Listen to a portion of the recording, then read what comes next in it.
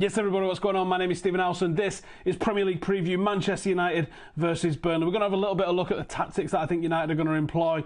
Not so much with Burnley, but we will get into that later on in the video. So this weekend sees United line up against Burnley, and there's plenty of rumours of Zidane not only being lined up to take over from Jose Mourinho, but also that Zidane is lining up his first signings, I saw in a newspaper last night.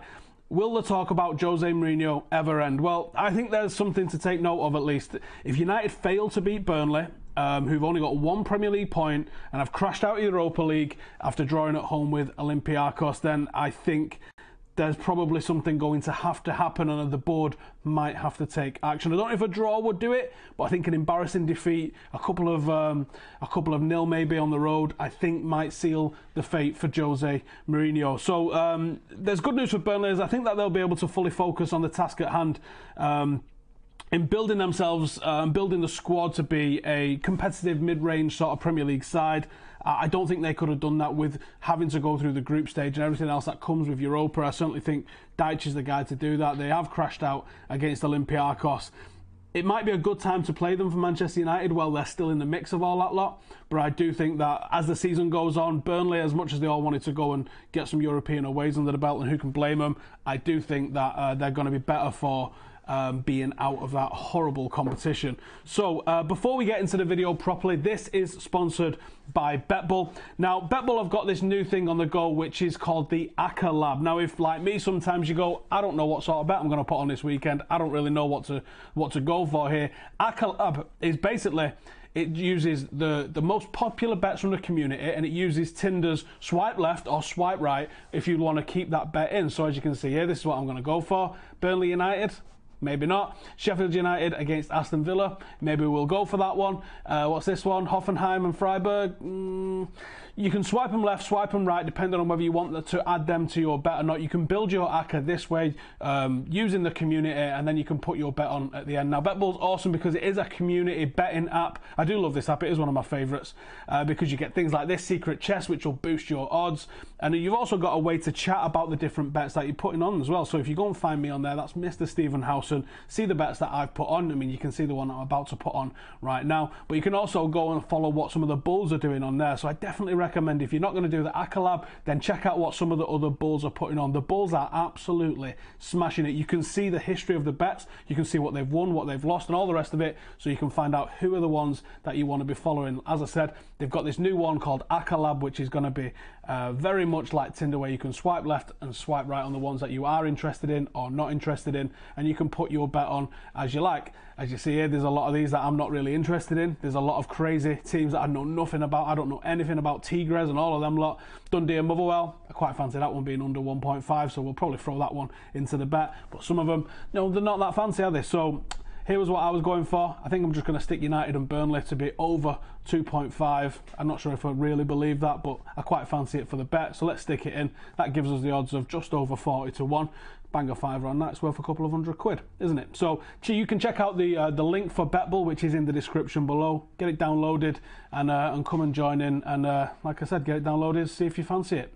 So, and then on with the video. So defensively, United have been error prone, and David De Gea looks nothing like the match-winning goalkeeper that we saw last season and in previous seasons.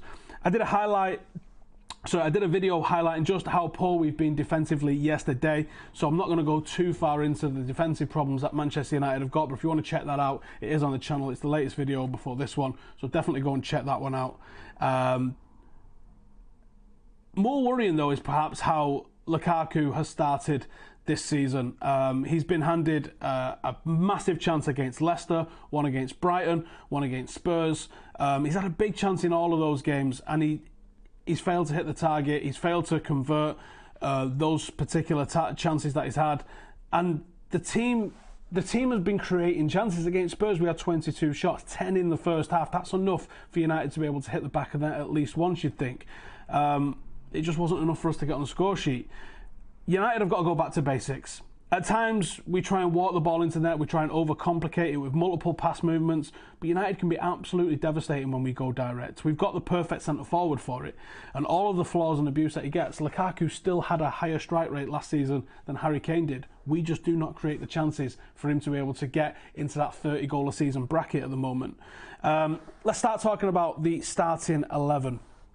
I think there's a very real possibility that Jose Mourinho tries his third starting formation in 3 games, and this is what I think he's probably going to go with. I also think we'll be trying out the pink kit this weekend as well, reverting back to his favourite in recent times, which is the 4-2-3-1. Now, I think Luke Shaw keeps his place. I think Luke Shaw has 3 games in, I think he's our player of the season so far. He's totally convinced me that he can regain the form that he had pre-leg break, and he's been absolutely dynamic since he came back. He's an absolute real breath of fresh air. I've also gone with Bailly and Smalling at centre-half. I think they're the most physical to cope with what Chris Wood is going to offer, and I think they're probably the least error-prone out of the defensive partnerships that we can put together. Tony keeps his place at right-back. Obviously, Big Dave is in net.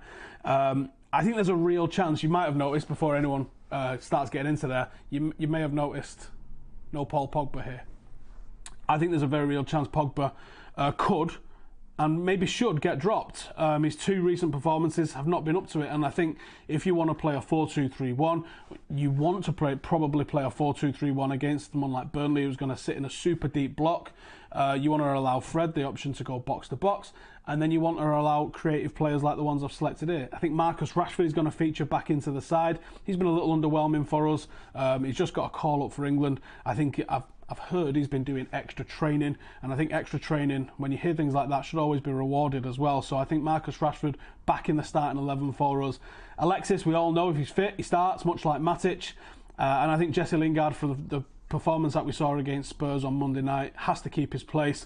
And Lukaku, same again, if he's fit, he starts, isn't it? So I think that there's a very real chance Paul Pogba is dropped, and I don't think there have been many Reds complaining about that, which... That's an attitude change from a lot of Reds in recent times. I'll come to the comments in a second and see what you guys think as well. Do you think there's a chance that Jose does drop Pogba? Would you like to see anybody else dropped? We was having a chat in here this morning talking about what's the chances of him dropping Lukaku. If someone else has to deputise as a number 9 for United, I'm not sure Rashford is quite there. The rumours of Tony Marshall signing a new contract, if that's against Jose Mourinho's wishes, I very much doubt he's going to give him a starting 11 lineup. And he was, let's be honest, he was terrible against Brighton. Let's see what you guys are saying. Michael Stanley says good starting 11. No Pogboom says 20 times. Polygon says going from not wanting Shaw to wishing the whole team was playing like him is a good shout. Something in Russian which I can't read, and he says absolutely I would drop Pogba and put Lingard as attacking midfield. He ran over 15 kilometres last game. Lingard was doing that in the World Cup as well, so fair play to the guy.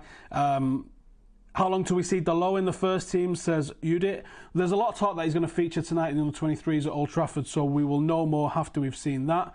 Pac Mouse says, how do I still think Lukaku is better than Kane? I'm not saying he's better than Kane. I literally just said he's got a better conversion rate than Kane. He's not given the props that he should have for having a better conversion rate. I don't think Kane would suit this United team as much as Lukaku does, but we still don't create enough chances. Kane actually would score less because he takes so many chances. So yeah, I think Lukaku does suit this team, but we definitely got to create more. Paul says Matic still recovering from his surgery. A groin pull is pretty serious. Yeah, and he was disappointing. I thought against Spurs, a lot of the bigger players, Pogba, Matic, Lukaku, they was error prone and a bit disappointing. Governor Bandicoot says, I'll give Pogba one more game. Not a good idea to drop him before the international break. There might be a point in that, but I think while Jose's feeling the pressure from all sides, he might do something like this, which relieves the pressure and probably puts it on somebody else. Right, that is my starting 11. I will get to some of your comments a little bit later on. Yes, I am going to the 23s later on. I'll see you down there if you are. So let's talk about Burnley then. So I would love to give you some real in-depth analysis into their trends, their threats going forward. But the truth is, from the games I've seen, they haven't really got much. Now, I don't know how much of this is because they've got a small squad that was struggling to cope with having the qualifiers for the Europa League. How much of them is them just struggling, really? As I said earlier, like much like Southampton, are we really seeing the fruits of an underinvested squad that isn't big enough to compete on multiple fronts? I think Southampton are a cert to be relegated this season, and that is the only place that Burnley have picked up a point this season. they're going to sit deep, they're going to deny the space, and they're probably going to look to go long into the channel to find Chris Wood, especially behind Luke Shaw, I imagine. They could also cause United a lot of problems at set pieces. They're very good at corners. That's where they look like they're going to be the most threatening, is from those free kicks in the final third, but definitely from corners. Chris Wood is excellent in the air. He doesn't get a lot of them on target, but he generally gets his head on stuff above the defenders that are in and around him. Now, my prediction, much like I thought they disappointed on Monday night, I think United's big players have to really step up. Pogba, if he plays, needs a real good game. He's been way off the pace since the Leicester game, which was his best one this season for us, which even then wasn't perfect, but it was a good game. He's been terrible against Brighton. He was terrible against Spurs. Paul Pogba, if he starts, definitely needs a good performance in here. But so does the likes of Lukaku, and arguably so does Matic, and certainly the defence. And even David De Gea needs to really step up and put a big game in. If we don't get a big game out of those players, I think it's going to be a long day for United. And I can really see this game having 0-0 written all over it. Sorry. But that is what I think it could be, a 0-0 bore fest. What do you guys think in the comments? Give us your score predictions. I'm going to come to the comments for a second and see what some of you guys are saying.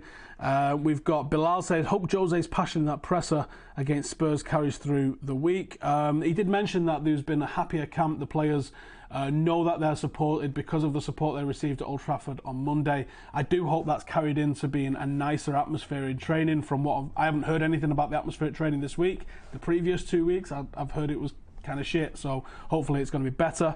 Shaw in the England squad too, says Jacob. Yeah, that's absolutely well done for him. Jem says, this isn't Paul Pogba FC. Absolutely isn't. Will Jose be sacked if we lose, says Wrestling for All. I don't know the answer to that. I suspect that the demands for it to happen will be deafening if we do lose to Burnley, given the circumstances. 4-1 Burnley, says CJ Baller. 2-1 United, says Andrew. A late winner, and I feel United. A late winner, I feel United will get, says Jamie. When is the full-time Devils preview? I think they've literally just uploaded it this second. I've just got an alert pop up on the screen. 2-0 United, says James. To be fair to Pogba, he had no real pre-season. No, there's several players struggling with that, and I don't know how long that's going to kick on for us. Please no more underestimating the smaller clubs. The last 2 years we lose to these teams because we don't match their desire to survive. We also struggle with the press and the intensity that some of these teams come up against us. If Jose loses, do you think he'll be sacked? As I answered that one earlier, truth is I don't know. I think that it'll get crazy if we do. 3-1 United, says Michael Stanley. Matt Fry says he'll resign if we lose. I think there's some people that do think that could happen. My thoughts on the Sir Alex documentary. We saw that news this week. I'm very excited. It seems like there's a real good production company behind it, so I hope it's fantastic. Jack says if we lose to Burnley, then the confidence going into the Watford game will be rock bottom. I think I completely agree, mate. I can see him parking the bus. As per Alex, that's a incredibly naive thing to say. Jose Mourinho doesn't park the bus, and he certainly doesn't go to places like Burnley and park the bus. Come on, man, get up. Colin, I'm sick of everyone complaining about a negative press conference when he was asked stupid questions by journalists trying to rise him. Correct. I don't think it was a negative press conference from what I've seen. I think some of the things that he's come out with, I think he's basically going like that to the press. Dan says there's a lot of work at United, as Zidane doesn't strike me as the sort who's willing to do so. We've got no evidence to the contrary, really, have we? I do think that if you're asking Zidane to do what he did with the Real Madrid team here, we are not even close to being on the same level as that Real Madrid team. I don't know if we could play the same way as them. I don't know if we've got the same threats as them. So as good as an unbelievable achievement as winning 3 back-to-back Champions League titles is, don't pretend that he could come into Manchester United and do the same, because we are nowhere near the same level as them. That's not to say that he couldn't come in and be a better man manager and get more out of the players that we've got, possibly. But truth is, we don't know. Thoughts on the Champions League draw, says Wrestling for All. We've got a group we can get through. Now, Juventus are obviously the big fish, and I think if they play anywhere near their potential, they swat us aside with no problem. But then they're not exactly firing on all cylinders just yet. Valencia will be tough. We don't usually do well in Spain. And you know, going to Switzerland against a team that's going to be up for it again, you know, with Manchester United, and even when they come here, it's the Champions League. we are not ready and firing on all cylinders to be just swatting aside teams like that at the moment.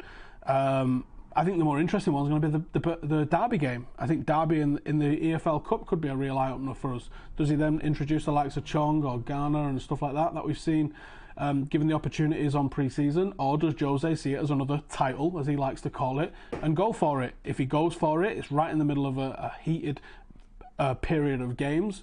Could that be at the detriment to the squad? Jose loves burning a squad out, so I don't know is the answer. Could we see a two up top, Rashford and Lukaku in a 3-5-2? So yeah, I haven't spoken about 3-5-2 today, but I do think 3-5-2 is definitely a possibility. I think that you don't need to pack the midfield against Burnley. They're going to pack the midfield in a negative sense for us. You don't need to try and win the battle there. They're literally going to give you the ball, allow you the ball. They'll be happy with 30% possession and trying to hit you on the counter, so you don't need to overload the midfield. That's where the likes of 3-5-2 comes in. It works very well against Spurs because Spurs like to press you from the front. So if you've got that extra man at the back, that means that you can be a little bit easier in possession. I think that was why Ander Herrera played, because he's going to be better in possession than some of the defenders that we've got. And then you can try to play through it. But United didn't really try to do that. We still kept going to David De Gea, and he was pumping kind of hopeful balls, mostly out to Valencia or to Romelu Lukaku. There's reasons for playing different formations, and I think 4-2-3-1 suits us quite well. Matic is going to sit and screen in front of the back two. The defenders are going to get involved in providing the width. Tony needs to get a little bit more adventurous and start putting some crosses in. Luke Shaw can keep doing what he's done for most of the season. I expect Fred to burst into the final third every now and then, and that's why I've gone with Alexis and Lingard and Rashford, because I think they can get together and I think they can get in and around that defence without getting in each other's way. I think one of the problems that we have recently is Alexis and Pogba have got very similar mentalities and they get into very similar areas on the pitch, and I think that can be a little bit of an issue for us at times. Adenton, sorry mate, I can't even pronounce that one, says we need to play 4-4-2 versus these smaller teams and compress the centre. We don't really need to compress the centre. We will get compressed in the centre. What we need is to be having a variety to our attacks. We need to cross it. We need to then come in from the byline. We need to mix it up all the time so the defence can't read what we're doing and make it too obvious. Like when United got into that infamous game under Moyes where he put 80-something crosses in, it's easy to start defending it because you know when they go out wide they're going to bang a cross in. Sweet, let's just sit here and deal with it. But when a team's mixing up their attacks when they're coming down the centre, then they're spinning out right wide, or they're coming out wide and cutting along the byline and playing reverse passes inside, and then they're mixing it up with crosses and they're going left and they're going right, that's when they're hard to deal with because you don't know what's coming next. United often fall into the trap of being very predictable, and I think that if you can overcome that, then you can start to score some goals. But we definitely have to create more chances, because Burnley could easily keep a clean sheet against us. Maybe not so much if Joe Hart's in net. Do you think we have a chance versus Juve? With Jose Mourinho, we always have a chance. If there's a man that can shithouse his way for a big game, especially in Europe, this is the fella. Fellaini should start against Burnley. Why? Why are we going up head to head with what they do? Let's do what we do rather than what they do, because they're better at what they do than we do. United don't have a midfield. That's incorrect. As a Burnley fan, if you play with any pace out wide, you will win easily, says Ryan. That's the problem. I think the only pace that we do have is on that left-hand side. That's why I've chosen, if you've got to bang my starting 11 back up, in my starting 11 I've gone with Marcus Rashford on the right-hand side, because I do think Rashford is someone that can offer us this pace on this right-hand side here, and obviously on the left we've got Luke Shaw. That's the pace that I'm trying to get, and I'm trying to spread this team a little bit and not make it too easy. I've had a super chat from Dimitri. It says, keep up the great work, Steve. Thank you very much. I just had someone saying, where is Statman Dave? He's about 15 feet away. We need to put in a full 90 minutes. True. We can't just have a first half. Dalot could be key this season. Dave actually thinks he's going to be a starter by the end of the season. I don't think so. I think he's still going to be considered a backup, but I hope he can come in and improve on what we've got in Valencia, because a good fullback would really transform what this team is doing. What do I think about Matic and Pereira together, says MHXHD. I actually had, if you put the starting 11 back up, I actually had Pereira on the right wing here instead of Marcus Rashford, and then I changed my mind probably about half an hour ago, and I put Rashford in and I was like, no, we're going to go with a bit more pace. I do think that's a potential place that you could see Andreas Pereira feature. I think as soon as Matic came back, he was always going to come back into the starting 11, and arguably Pereira was never going to play as a number 6 against the likes of Spurs. So I think that is how it's going to go down. Can I bring Paul Scholes on the warm down? I would love to, but unlikely, I would say. I'd love to see us play in the old-style Mourinho 4-3-3, says Colin. Not the only one. 3-5-2 with Delot and Shaw before the end of the season. Yeah, it could happen. Would I like to see Jardim at United? I would. I think you also need the scouting and recruitment network that Monaco have to get the best out of that one, I think. Jabir says, question about the 23s tonight. Is it pre-bought tickets or come on the day? It's usually just turn up and you walk through the turnstiles. It's free. You don't need to get a ticket. So it's happy days. Fred will get a red card versus Burnley and United will lose, says CJ. Damn. It's a bold claim. United should sign Pepe. My only hate with United is our advanced players literally just stand and wait for crosses rather than make runs or shift near or far post. I see it all the time. It's so cringy, says Lance. You're not wrong, mate. Jesse Lingard brings a lot of movement into that. A lot of movement. And that is why he features. He likes to put players under pressure when they're on the ball. And he also moves for other people as well. There is far too much static in United's team. Absolutely. Do I think Pereira suits the number 6 role? Time and a place, but yeah, I think he can do it, yeah. If we was playing Burnley at home, that wouldn't be a bad option, I don't think. I can just see us selling Shaw in January. Oh my God. Really? I don't know about that. Who do I fear most from Burnley? Well, you got to look at Wood, because he's the only one that's going to get into the area, I think. It's him. Or Tarkovsky, I think, has got a couple of goals for them already this season because they are a threat at set pieces. I think he's their leading goal scorer this season, which tells you everything you need to know. Arsenal is better than United, which tells you that it's far too early to be drinking, even though it's a Friday. And I'm going to wrap it up there. But thank you guys for joining us. Make sure to like the video. Let's get 500 likes on this. There's over 700 watching. You can definitely do it. Get 500 likes. Subscribe if you're brand new. I'll see you at Old Trafford tonight if you go and checking out the under-23s. If not, we'll be back on Sunday evening for United Review, where we go through all of the stats, all of the data and everything else like that about the Manchester United game. And the inevitable 0-0 win for Burnley that we're about to witness. Thank you guys for tuning in. Get your starting 11 predictions and first goal and goal scorer in the comments, and I will see you in the next one. Laters. Welcome to the Stephen Howson Football Channel. This is where I will take you through everything that I do revolving around football, be it that at Old Trafford or elsewhere. This is where you will get your match previews, your reviews, your football vlogs, your scout reports, your transfer talk, your youth reviews, your documentaries and anything and everything revolving around football. I absolutely love this game. Do me a favour and subscribe. Thank you for watching.